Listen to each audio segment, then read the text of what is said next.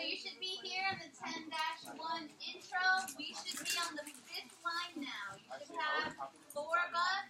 This is the 5th one. But this is a squared b raised to the 3rd power. There's an a squared and there's a b. So what this really means is 2 a's and a b raised to the power of 3. Copy that down. Copy this down. A squared times b, and then the whole thing's raised to the power of 3. Raised to the power of 3 means we multiply AAB times itself 3 times. So it's going to be, that's really, really focused. I want you to have 25 minutes to a half hour to work on homework today. So we need to go through this quickly, and if you have questions, raise your hand. This is AAB, and this is AAB. So in reality, how many A's do you end up with? 6 of them. And how many B's? 3. Okay. So if you look at the original problem, you can kind of figure out what's actually happening right here. What happens right here? You multiply it. But what's imaginary on the B? A 1, so it's 1 times 3, we got B to the 3rd. Okay? So, that's the y, here's the what. Whenever you have, actually yours is written kind of differently than that. Whenever you have exponents on parentheses, whenever you have an exponent that's touching parentheses, it goes on everything inside the parentheses, and we call it shower the power. The only warning. When you have more than one thing inside of the parentheses, every single thing gets that same exponent. So, for example, right here, write the simplified form using only positive exponents. When your homework or your test or quiz says to use positive exponents, that means you move the negative around. So let's look at this. You're making me stop a second time already. 3 is really 3 to the 1st. B to the negative 4 you have already. So what you do is you take that 1 times 5 and you take that negative 4 times 5. So it's now becoming 3 to the 1 times 5. So that's to the 5th. And then you have your B.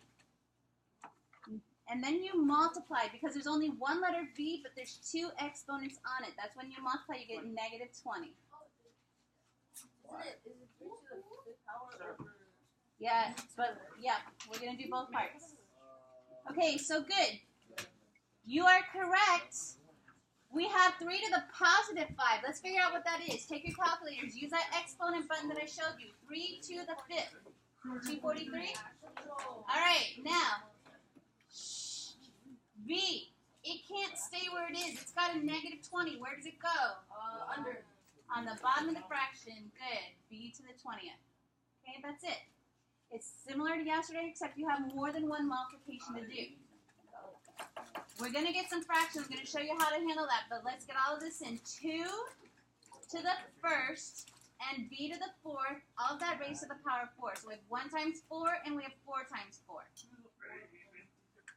2 to the 1 times 4, good. And b to the 4 times 4, 16, good.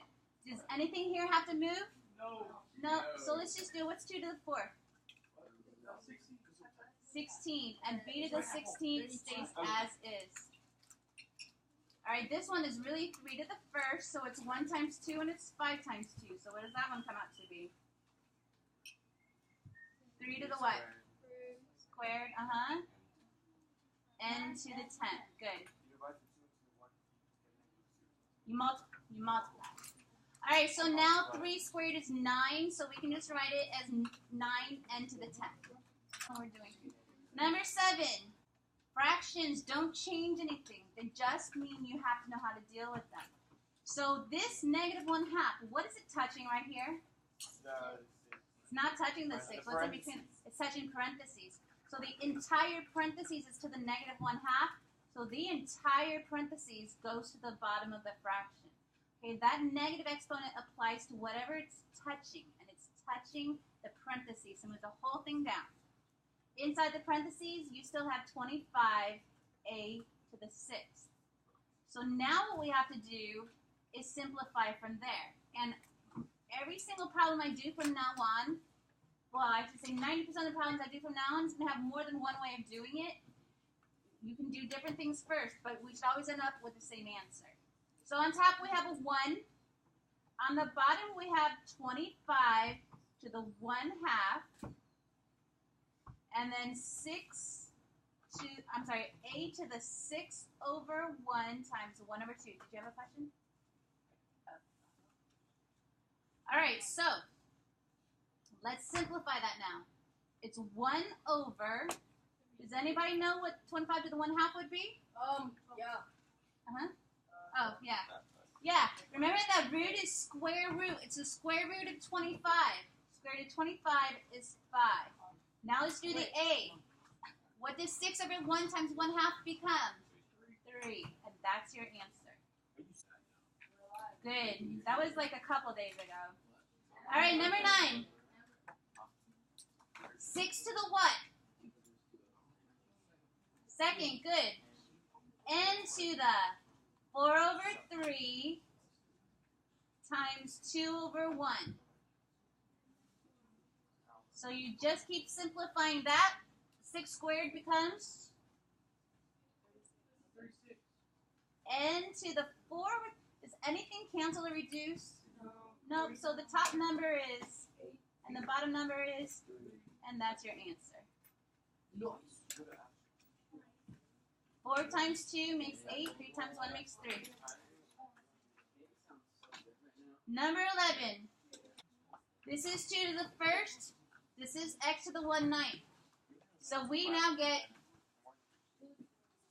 2 to the 3rd. X to the, let me write it out, 1/9 times 3, which is the same as 3/1.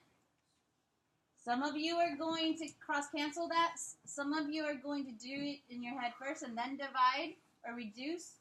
But what does 2 to the 3rd become? Bless you. 8. Good. X, what happens here? 1/3. Oh, okay. This 3 can cancel with this 9, or else you can make it 3/9 and still reduce it to 1/3.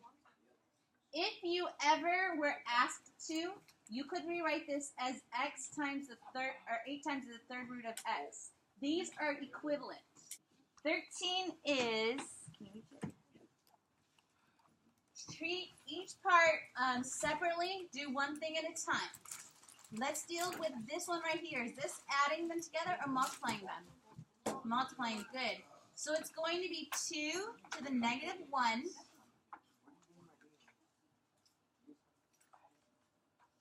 Two to the -1. U to the, good.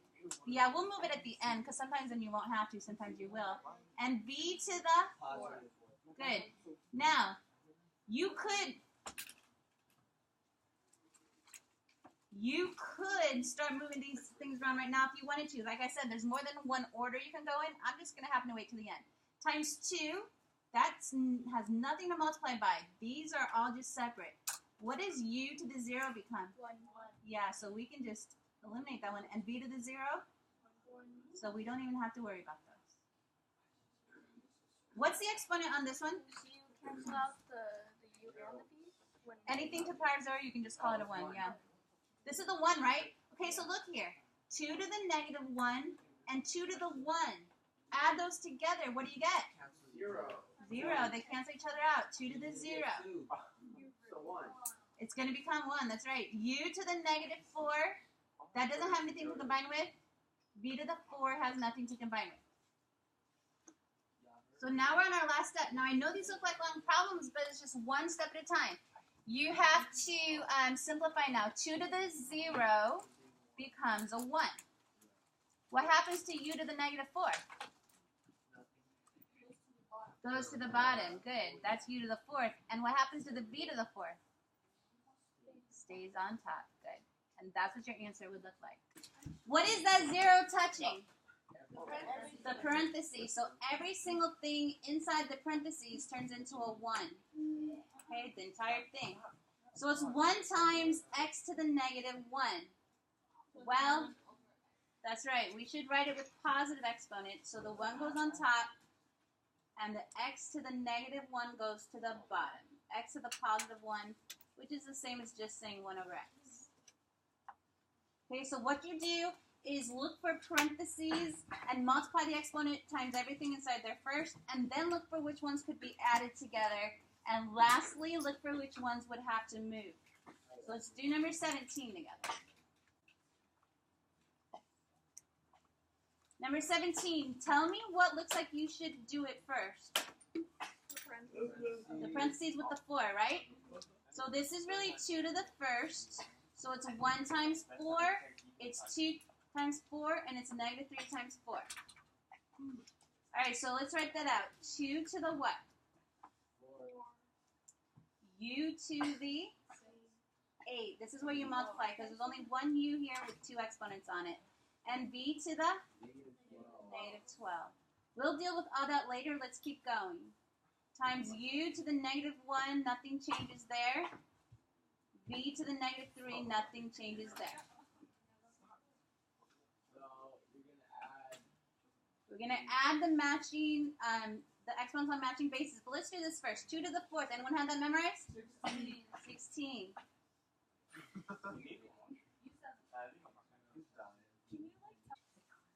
U to the 8 and U to the negative 1st. I think I know that. U to the 7. Good.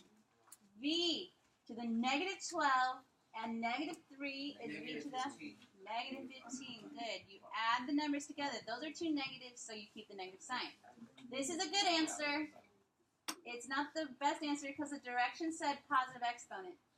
So it has to be 16 stays on top. What else is on top? Oh, that's right. And what's on the bottom? U15. And that's your answer. I got that, but I did it. Good. Like I said, there's different orders to go in, but it should come out to the same answer. All right, very quickly, let's review the scientific notation part, and you'll have the rest of the time to get your homework done. Number 19. Okay, scientific notation. This x is like your variable. This 10 is like your variable. All right, so this 5 here is like the coefficient. Okay? So you have to take the exponent that's there, 5 to the first, and you have to multiply it by 3. Then you have to take this power of 10 to the negative 7, and you have to multiply the exponents. So has anyone done that on your calculator? 5 to the third? 125? Oh. You know what? I'm sorry. I'm going to write it before I say that. What it was 5 to the 1 times 3. And then it was 10 to the what? Negative 7 times 3? Negative 21. Good. You're multiplying. On that 10, there's two exponents, negative 7 and 3. That's when you multiply them because they're both on the same 10. But like you said, 5 to the third is 125. So this is how we look at it and decide if anything needs to change. Is that in scientific notation? No. What's wrong with it? The decimal. Good. So the decimal belongs here, but right now it's at the end of it. So which way are we moving? Oh, I thought it would be the negative 21. That's going to come later. All right, focus on only this part right here. You start at the dot, you go to the X. So what way are we moving it? To the right, 2 places. Stays positive, 10 to the second. But we're not done. We still have this times 21, 10 to the negative 21 to worry about. So that's your last step. 1.25 times 10 to the what? Negative 19. Okay. 2.5 to the first. So, okay, so 2.5 squared times 10 to the what? 20th, okay? Good. Think that way first, and then if you do that already in your calculator, that's okay. I just want everyone to see where that came from. What's 2.5 squared? 6.25. Okay, do we need to do anything more to that? No. Why? It's already in there. Decimal is already in the right place, so there's nothing more to do this time. You only have to do an extra step if the decimal is not in the right place yet.